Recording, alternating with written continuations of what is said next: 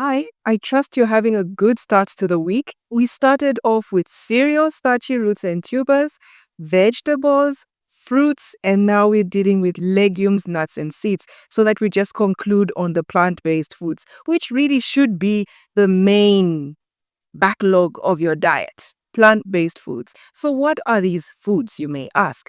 Legumes. I know they're called legumes. We've known them as legumes, but legume really is the plant. But the food itself that we consider the legume is the pulse. Like the bean seed is called a pulse. Soya beans as well. Bambara nuts or indoyo in there. Those are examples of legumes. Peas are also legumes. They fall under these categories. Cowpeas, nyemba, peas, the green peas. Also have beans of different kinds, kablangeti, solwezi, the lundazi beans. They are all under this food group called legumes, nuts and seed, or pulses, nuts and seed. So those are pulses I was giving examples of. When it comes to nuts, there are also so many. Peanuts or ground nuts, as we know them here. Ground nuts, cashew nuts, almond nuts, pistachios, Brazilian nuts, and so on and so forth, right? They all fall under there. Pecan nuts as well. Oh, my favorite. Pecan nuts are also in that group, but groundnuts are the most popular and most readily available to many of us. So seeds, when we talk of seeds, I know you may say, but beans are seeds. It's also a seed. But really, when we talk of seeds in this group, we are looking at sunflower seeds, for example, pumpkin seeds, sesame seeds, poppy seeds, and so forth. Chia seeds as well fall under this group. If you are a fan of chia seeds, they are a superfood, and so they'll fall under this category. So basically, this is what we are going to discuss today. Pulses, nuts, and seeds. What are they good for? Why should we include them in our diets? Number one, healthy oils. That cooking oil you use to fry whatever you like to fry is heavily refined. You want to tone down on that and bring in the healthier oils from nuts and seeds. The pulses, yeah, they do give us oil as well. Like we do make soybean oil. But when you take soybean oil from the cooking oil, the so-called cooking oil that we use, it's very refined. And the refining process actually results in the chemical makeup of the food being distorted. Anything refined, anything processed results in changes in the chemical structure of the food, which results in changes in nutrition. Cooking oils do not have much to give you apart from energy. It's just oil, calories. And by the way, just 1 teaspoon of cooking oil contains 9 kilocalories. Just a teaspoon of cooking oil. 9 kilocalories. That is a lot, considering how much we consume as well. Everything we eat is fried. The vegetable will be swimming in oil. Meat will be swimming in oil. So at the end of the day, you find that you're consuming at least a good 200, 500 meals of cooking oil. That is a lot. It's an excess. But this group contains healthier oils that carry some elegance to it, something special to it. It's not just energy. Even if in terms of calories, you find that the oil in cooking oil and the oil in these foods are more or less the same in terms of energy, but the benefit of it is actually much higher. So every food has a fuel. It has energy, calories, but the calories needs to also match the nutrients. So in the case of cooking oil, you are getting a lot of fuel, energy, but when you put it in the body, you now start using it. You're moving from Lusaka to Ndola. That is the using of the food. You're burning fuel, but you are not getting any profit at the end of it all. And the loss I'm talking about in terms of nutrition, it's diabetes, it's hypertension, it's gout, it's cancer, name it. So those are the losses that we make due to poor diet, due to taking in a lot of energy and very little nutrients. So now that we're talking of pulses, nuts, and seeds, they do contain oils. But when you consume them as they are in the natural form, you are getting the energy plus the passengers, which are the nutrients, and hence you're making a profit. And the profit would be pulses, nuts, and seeds are a good source of vitamin E.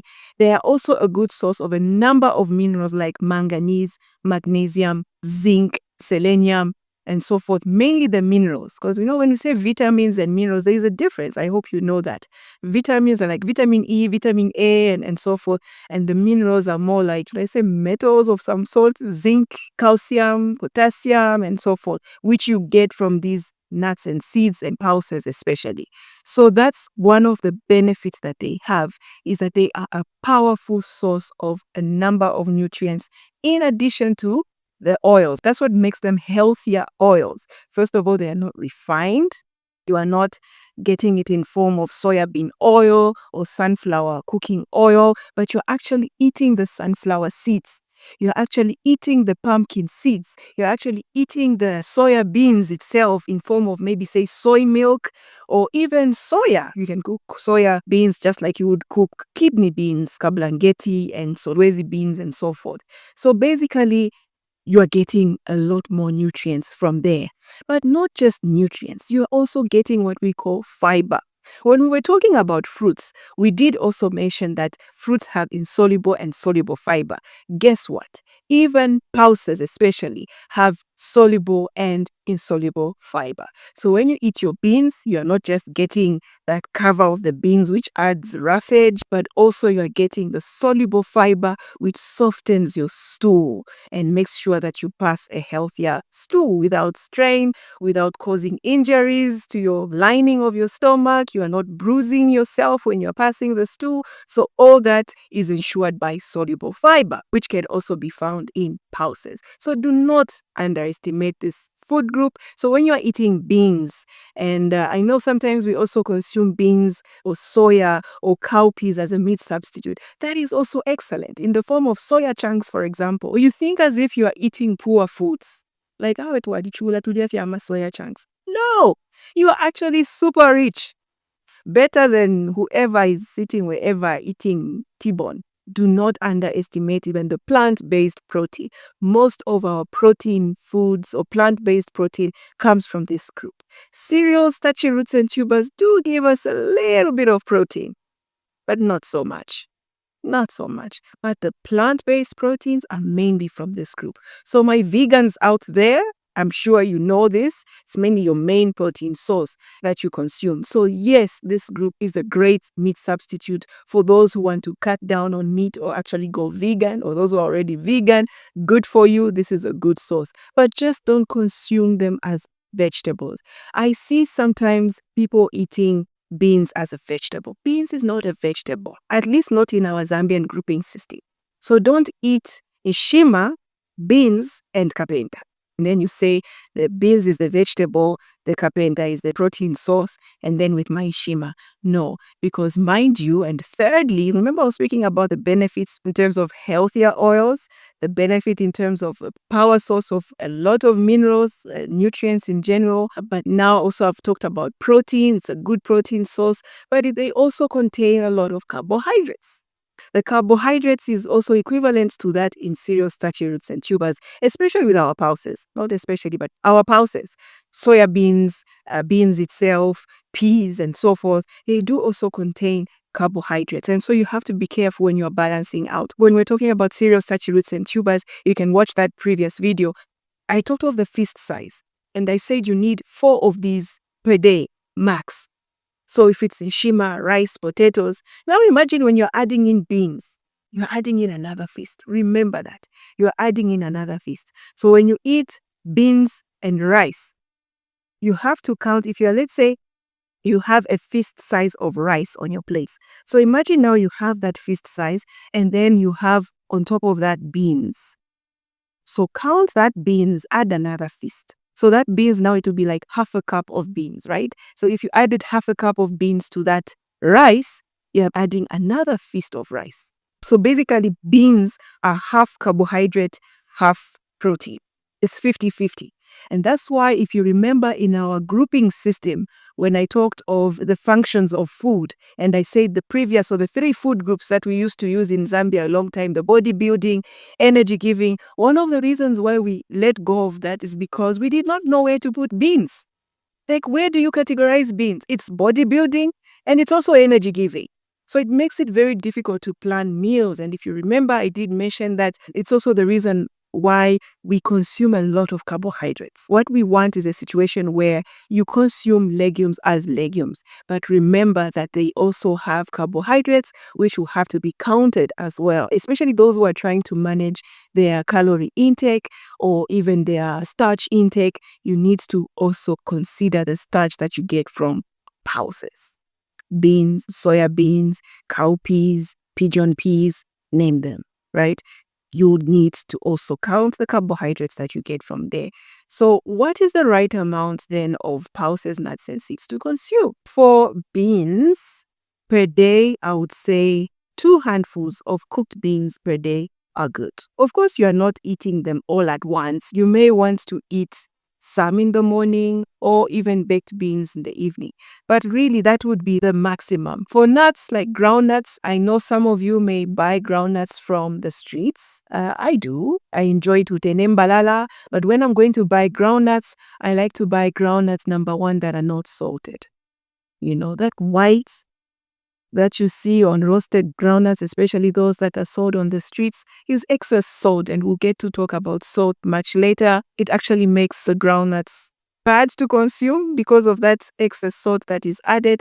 But of course, now I'm seeing women that sell on the streets giving you options. There's the fried groundnuts, there's the salted groundnuts, and also unsalted groundnuts. If you have that option, go for the unsalted groundnuts. And again, a handful is enough for the day. So if I'm going to consume from this group, I can have, for example, half cup of beans at lunch with, let's say, my rice or shima, but I'll need to add a real vegetable from the vegetable group, of course, and maybe a meat product if I can, if I want to. But basically, that would be the meal. And then the other portion can come from groundnuts as a snack, maybe say at 4 p.m., where you can have today nembalala with a piece of cassava, roasted cassava, with a handful of groundnuts, which would be about 2 packs, those that go at 2 kwacha.